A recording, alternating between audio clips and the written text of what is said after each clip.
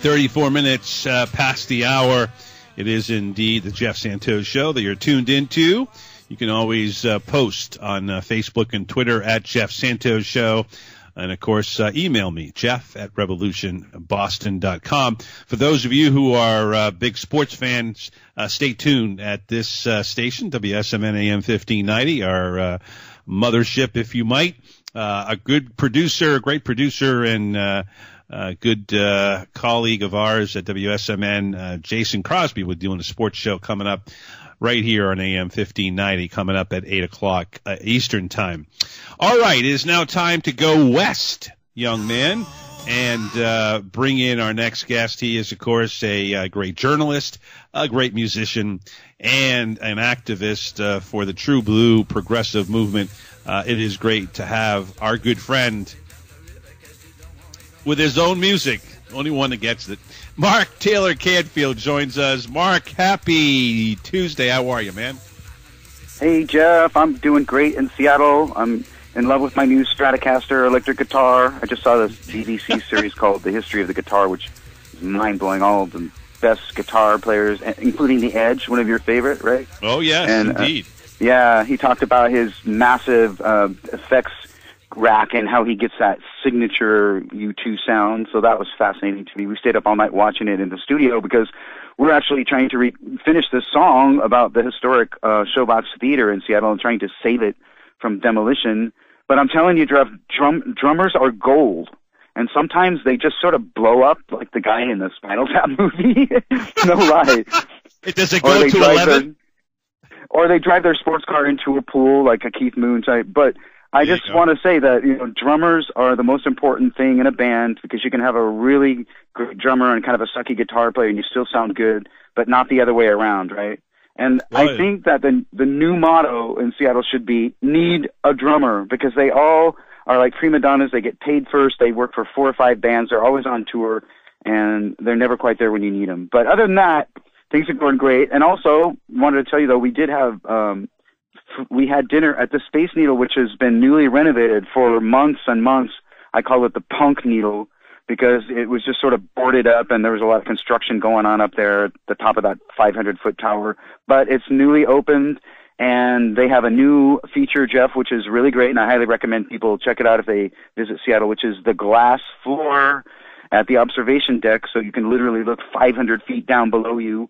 And you can also see the gears right below the floor there through the glass that turn the top of the Space Needle. So once every half hour, it actually makes a complete revolution around, and it gives you the most spectacular view of Puget Sound and the city that you can get anywhere, except maybe being in an airplane, Well, I actually went there in the 90s when I was living in my days in San Francisco, and it was the most wildest sort of meal that I ever had because we constantly spun around, when you're eating, so you have this 360 view. I don't know if they still spin it, but it was quite, it was quite cool. I don't know if they had it back then, 20 years ago, where you could look down. I don't know if I really would like to do that as I'm spinning around, but, No, it's okay. The only thing that I didn't like, Jeff, is that the outward deck, it kind of slopes outward, kind of slopes down towards the edge. That's to keep the runoff from all the rain, because the outside observation deck is open to the weather. So, to keep all the rain in Seattle from filling up the building, the walkway is actually tilted out towards the edge of the building, so it makes you feel like you're going to fall off. But other than that, it's great. We don't want to do that. They're not that high anyways. Well, we got so much to talk about, and I had a chance, I don't know if you did, and I asked, I should have warned all my listeners about this, but Anthony Bourdain, the late great Anthony Bourdain, was CNN for years, went to Seattle, and they replayed the visit of him in Seattle, I think on Saturday or Sunday night. And we have a song that I want to play for you, considering that Amazon.com is in the news. And if you didn't catch it, the final episode was about a place that I lived in, the East Village in New York City, about 18, 20 years ago. And that is a place where, unfortunately, Anthony sort of got into bad drug scene and so forth, but kind of looked at it. So if you can catch that online, folks, CNN.com, go ahead and do that. Jason, do we have the song called The Tech Boys Ready to rock and roll yet? All right, we're going to have Jason play that. You're probably aware of it, Mark, being in the music world. But this to me connects the dots to what Amazon did today. They got $1 billion plus from New York. I don't know, $600 million from Washington D.C. and the Virginia suburbs. I mean, this to me is just overkill. And as I think it was Richard Florida, the Atlantic magazine, said today, why is it that these liberal bastions are giving the money to this big tech company? And, we're starving for education, we're starving for health care and everything else. I don't know how much that comes up in Seattle, but that to me is the case. There's a little tech boys for you. Are you aware of that whole thing in the tech boys and all that group? Yes. Mark? Yes. Well, I just think that it's we have too many tech boys. I'll leave it at that. Well, they kind of run things here in Seattle. I mean, Jeff Bezos is our other mayor. I mean, I know. Paul Allen was our mayor and still kind of is. Well, they're kind of in co-mayorship now. I'm not literally, of course, but in terms of power. And, right. Moody's Investments said that Amazon basically controls the politics in Seattle, and they weren't even thinking that was such a great thing. But, I mean, what can I say? Corporate socialism, I guess. You just kind of, you use public money to subsidize private corporations. And, what do you call that except corporate socialism? I mean, you're basically using the taxpayers' money to bankroll people who are already quite wealthy. And the promise, of course, is to bring lots and lots of business to your town and lots of employees, a lot of employment to your town. However, you must ask yourself, if the rents are going to go skyrocketing through the roof and the cost of living is going to increase because of the billion-dollar developments that have already been happening in places like, Brooklyn, and Seattle, then even with $15 an hour minimum wage, can you actually afford to live in that city if you work for that corporation? So, I mean, that's a consideration for anybody who wants to welcome the corporate greed into their city, because they will definitely try to take over the political machines, and they will also, or at least pressure them, and they will also, in our case, they were actually able to lean on the Seattle City Council, Amazon, and Bezos, and get rid of tax on major corporations that would have funded affordable housing in the city, which I'm just saying once again, in Martin Luther King Jr. County and in the city of Seattle, they have declared civil emergencies due to mass homelessness. And yet, when Amazon had a chance to really help contribute, and other corporations too, like Boeing and Starbucks, when they had a chance to contribute to an affordable housing tax and help alleviate the problem, they said no. So there you go. Yeah. Well, this is to me a real part of the next 10, 20 years of America, is that we're going to turn into, one big corporate fiefdom, led by, the sons of Donald Trump. Hopefully he'll be long gone, in the near future. But, I just have a feeling that, people kind of accept this as the norm. And again, if you saw the Anthony Bourdain thing, he was talking about the East Village being taken over, by yuppies with frat boys with baseball caps on backwards, was how they described it. And if you've been to the East Village, Mark, you will know that it's the punk scene, it's the CBGBs, it's where the Ramones started, it's all of that. Deborah writers, Harry was featured. Artists. Yeah. It's where Bob Dylan was hanging out when he went to New York. And by the way, Sure. I want to give a shout out to The Atlantic, because for whatever reason I've noticed they've really had a very high quality of journalism in the last year or so, that I've been following them closely. So a shout out to that publication for just actually really writing very in-depth, long articles about very complicated issues and making it understandable to people and being real journalists. So thank you for that. And yeah, no, I mean, this Rich, I got to actually try to get this Richard Florida guy on, because he was talking about this earlier today, and he was spot on. And I think this is, to me, is the issue that not a lot of people will talk about. Our good friend and Congressman Ro Khanna will talk about it, but there are not a lot. Bernie Sanders, of course. But this is an issue that is really, I think, at the edge. In fact, I really believe, and this may sound strange, but there I think are a lot of Donald Trump supporters, particularly more of the independent ones, that looked at him and said, and of course he's been anti-Bezos for other reasons, like the Washington Post. But I think you could get a lot of people, quote unquote, Trumpites, to assert in this, because it's destroying communities, and that to me is critical to the foundation of our country, of our culture. Otherwise just the 1% is going to, do whatever they want, and we don't have anything else to say about it. So that's got to be an issue. So I'm glad to see that you're fighting for, a music, location in Seattle, the music. And I think that goes right into, what we're doing here, because they'll take over that piece of real estate, the Amazons of the world and others, and you'll see, one condominium that costs, $500,000 to buy. And, yes, most people in Seattle won't be able to afford that. Yeah, there's so much mass development going on in Seattle, and largely, I have to admit, the entire skyline has changed, folks, and it's changing every moment. And I'm not exaggerating when I say this. It's like, well, at one point it was sort of like a war zone, because there was so much rubble and twisted rebar as they tore down any building that was over 30 years old. And now all of these towers are going up on the city skyline, so nobody really recognizes the skyline of Seattle anymore. It's the fastest development I've ever seen.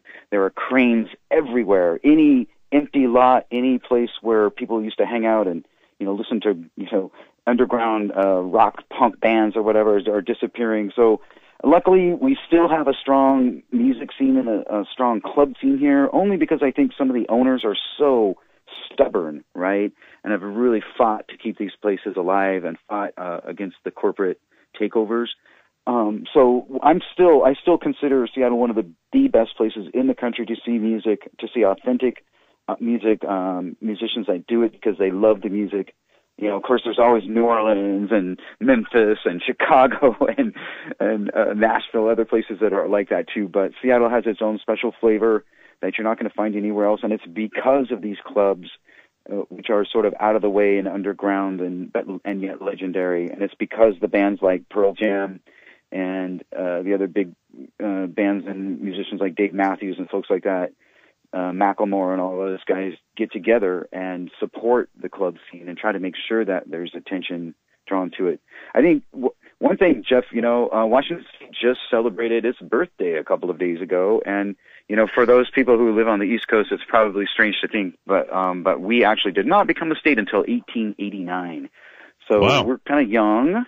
But we do have this thing. I wanted to point out another. You're not Hawaii young, but that's young. Yes, compared to other parts of the country. But right, there's also an article that McClatchy newspapers did that I think is really great today, and it's about Washington State and how they've added more women to the state legislature and to Congress. And yeah, I think congratulations to cool Kim Schrier there in the congressional district there. Talk a little bit about her. I mean, we haven't really had a chance to follow her. Our state legislature is 37% female, which is among the top 5 in the country, according to the state legislatures. And with Kim, she won a House seat in a district which has never been won by a Democrat before, let alone a female Democrat. This was Dave Reichert's district, and he had been a U.S. Congress member for 8 terms. He was a very conservative Republican.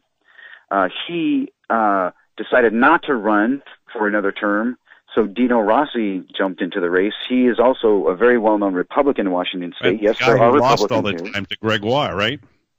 Yes, some of the closest governors' races in the history of the United States were here in Washington State between Democrat Christine Gregoire and Republican Dino Rossi. Well, Christine Gregoire won twice over Dino Rossi. Well, he decided to run for Congress this year. However, that district, which is a suburb of Seattle, the 8th district, which is Bellevue, Washington, they decided to go Democrat. And it showed in the primaries that there were more Democrats showing up at the polls than there were more of them voting Democrat. So it looked like the only way that Dino Rossi was going to win that race is if he picked up some votes from Democrats, which didn't happen.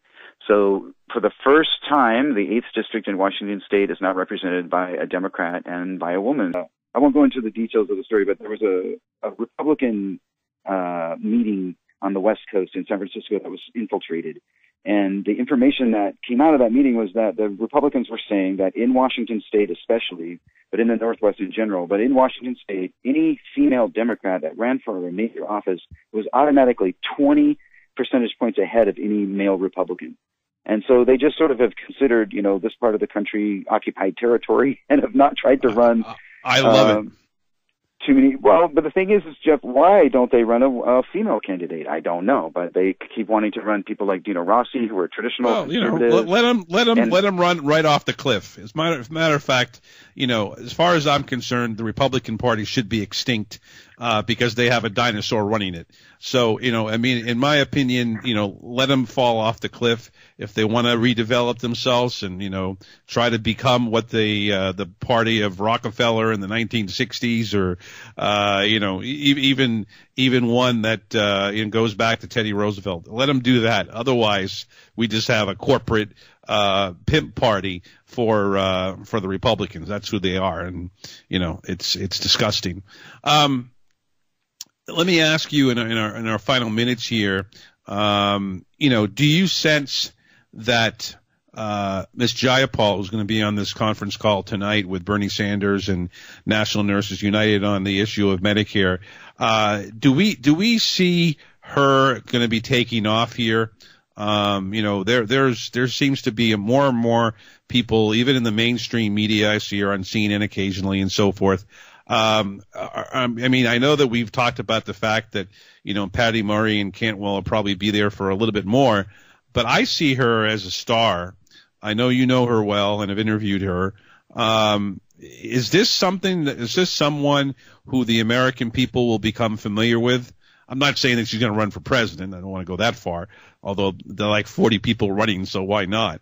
But I think that she's a rising star. Your thoughts? Yes, she definitely is. She's garnered more attention than any freshman member of Congress that I've seen of late. And that really surprised me because, as I've said before, when I first met her, she was a very outspoken immigrants' rights activist, having come from South Asia herself. And she was out there on the street with a megaphone outside of an INS detention center protesting. So when she became a U.S. member of Congress, granted, and Jim McDermott's seat, one of the most progressive seats in Congress, and a very, 43rd district is the probably most progressive area of the West Coast right here where I'm sitting. And so, she got a lot of support from progressives, and they kind of control that district. So she was considered the hero locally as an activist and as a woman of color. And so the fact that she became the representative for the state made progressives very happy, even though they lost a lot of seniority, of course, because Jim McDermott had been there for 14 terms. Even though Pramila is a freshman, she has got a big voice. And she said from the very beginning she was going to be a progressive fighter. And she has proven to be that. She stands up in Congress on issues like immigration rights and other issues involving the Trump administration and her resistance to it, and has been very, very outspoken on all of the good progressive causes so far. So I'm not saying any politician is perfect or is going to solve all the problems, but it's really great to see someone who I know personally and have always enjoyed being around, her and her husband, Steve Williamson, who's the former president of the King County Labor Council, by the way. So they're both kind of a powerhouse couple. It's great to see her in Congress getting so much attention and standing up and speaking out for women and for people of color and immigrants. I think it's great. It's exactly what the people in the 43rd district wanted. And so she's fulfilling her role as a representative of this very progressive district. By the way, Jeff, she won the election by 84%, which is Jim McDermott numbers. He was very consistent. Well, I remember talking to McDermott and way back in the 90s, and he was fabulous. He was one of the original single payer people, and never got much from the administration. Being a doctor. Yeah, he was actually of course, it's psychologist, right? But also, Kim Schrier, our new member of Congress, is the only female doctor currently in the Congress. So she's also carrying on that sort of tradition that Jim McDermott has carried on in the past. And, we've been talking about these things. If you don't mind me giving a plug at Democracy Watch News, where I'm executive director, we've been having press briefings trying to discuss what the results of the election are, what does that mean for the future of the country. And I still am saying, and in my latest MTC report, YouTube, I'm saying that it's pointing towards a much more progressive, tolerant, open-minded, and even democratic socialist sort of point of view. And I don't think that's going to change despite the Trumpites who are entrenched in the government right now. This is a trend that's happening on the West Coast, and as we saw in New York, and as we saw in Delaware and other races across the country, progressives are stepping up and running for Congress and getting good numbers. They're winning their primaries. And I want to hold your enthusiasm, because I think what has happened in the Pacific Northwest and in California, and for that matter, the whole Pacific Coast with Oregon, hasn't enough, I think, hasn't penetrated the Midwest. Maybe it's a messaging thing. Maybe it's a cultural thing. It also has some points here with Republicans. Charlie Baker became the Republican governor now 2 years in a row, won in a landslide. The same thing happened in Vermont. New Hampshire, Chris Sununu won. Maybe you can say it's his name. His father was governor for years. Hogan in Maryland, another liberal state. So we got a lot of work still to do. And I think, that also has to be said. Again, I don't want to rain in your parade, because I think what the Pacific Coast has done needs to come east. And, so. No, you're right, Jeff. Important. That was the discussion during the Democracy for America conference call right after the 2016 elections with Pramila Jayapal and Robert Reich. And I was on that too. And it was all about grassroots organizing, spreading the message across the country, having a progressive voice with a populist angle to reach out to the average working folks in this country who are not being represented either by the Republicans or most Democrats at this point. And so that theme continues. And there were people that I met that I was hanging out with. Paul Loeb, a famous writer who's been on CNN, NBC. He told me that he was very, very disappointed. He was very sad, because he had worked so hard for the last year to try to get these progressive candidates, into office. And I just patted him on the back, and I said, look, we survived for another battle. That's the way we got to look at it right now. We're all in the trenches, and it's not over. And we got to run, Mark, but, I'm glad to see that you're still fighting out there. Get that track down, and we'll play it, of course, here on the Revolution Radio Network. Thank you, man, and keep on fighting. And those photos you sent me are pretty awesome, too. So just go up there and make sure you don't look down too much when you're eating your full meal up there at the Needle. Thank you, bud. Thank you, Jeff. No, I like to fly, so I actually enjoyed it. I know. And my friend, she was a little bit worried. I'll talk to you later, another time. All the best. I want to thank Jason for producing this broadcast. Of course, thank you all of our guests, Mark Taylor-Canfield, and our, of course, Barracuda, Melissa Tomlinson, and Robert Craig. Keep on fighting, folks. Stay tuned. Next, our great friend Jason, who did a great job today producing, will be with us on Sports on AM 1590. Until tomorrow, my name is Jeff Santos, and I gotta go.